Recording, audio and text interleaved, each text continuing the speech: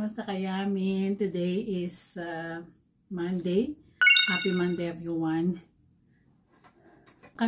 Today Monday free ako kasi yung boss ko, mga loves ko ay nasa bakasyon sila.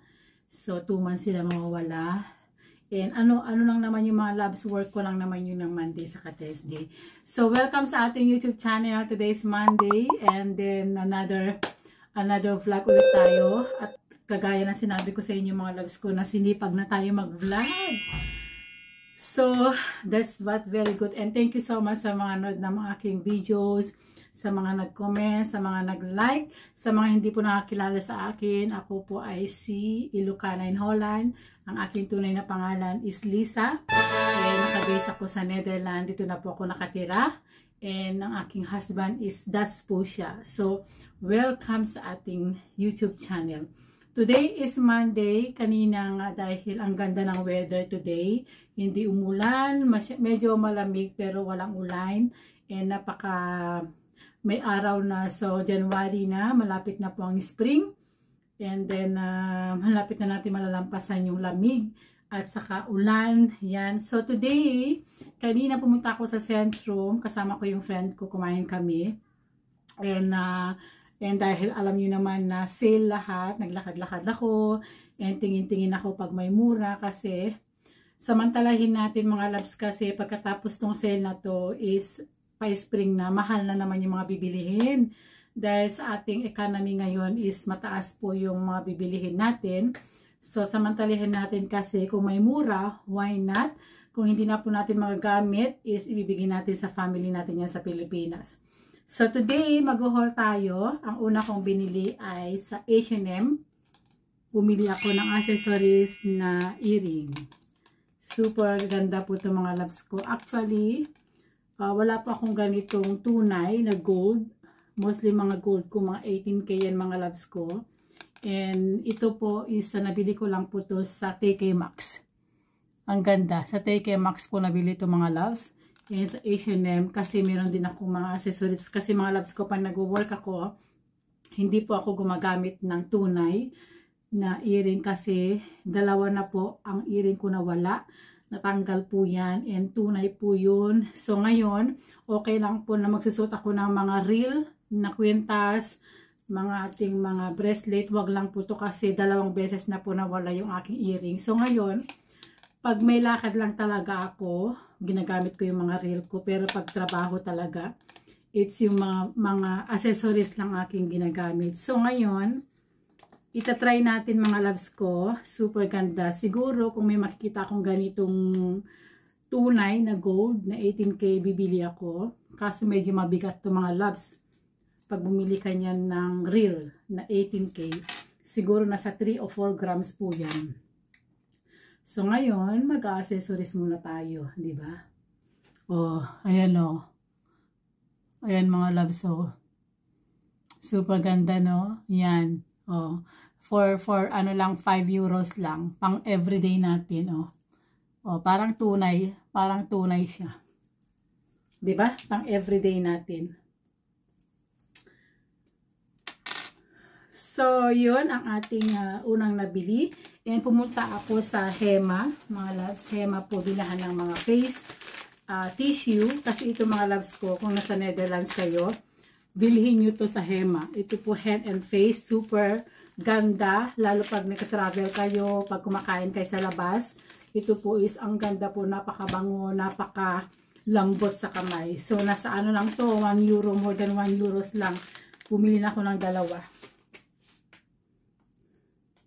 And, ang ating nabili naman mga loves, next natin nabili ay, bumili din ako ng ating for sa hair. And nabili ko to mga loves ko sa, saan ko ba ito nabili to mga loves? Kung saan ko nabili, Costes. Costes po yung pangalan ng shop. And super ganda niya. Kasi ito po yung ating kulay ngayong taon. Diba? May pagka-black. Super ganda niya sa buhok. Nasa 2 euro lang po to. Dating 7 euros. So, okay mga loves ko, may nabili akong 2 piraso sa Zara. Zara muna tayo. Bumili ako ng isang pants. Yan. And uso ngayon to mga loves na naman yung mga pants na maluwang ang paa. Yan. Uso na naman ngayon to.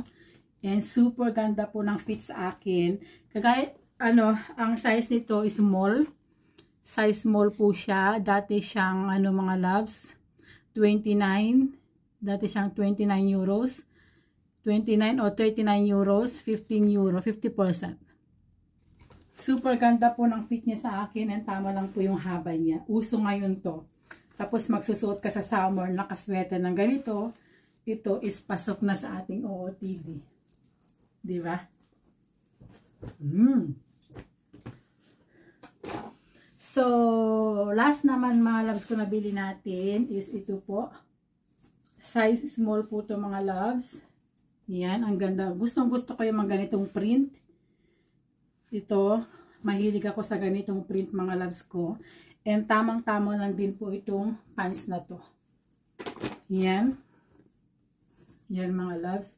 So, ang presyo nito dati is 25.95 mga loves is 9 euro na lang. 9.95 na lang. Yan. Yan mga loves ko. Super ganda. Diba? So, yun. Sa nabili naman natin sa Zara, sa H&M, ang nabili po natin is kagaya ng pants na nabili ko sa jeans, sa Zara. And ito mga loves ko, super, super ganda niya. Actually, yung size ng Zara na small, parang size ng H&M, pero size 40 po to. And the same lang po sila ng laki. Pero ewan ko ba, iba po ang size ko sa H&M. H&M po is size small at medium po ako. Pero sa H&M mga loves ko nasa 40, size 40. Ang ganda rin ng fit niya mga loves, super ganda ng fit. Tama lang po yung size, yung haba. Yan. Ang ganda-ganda niya mga loves ko, super.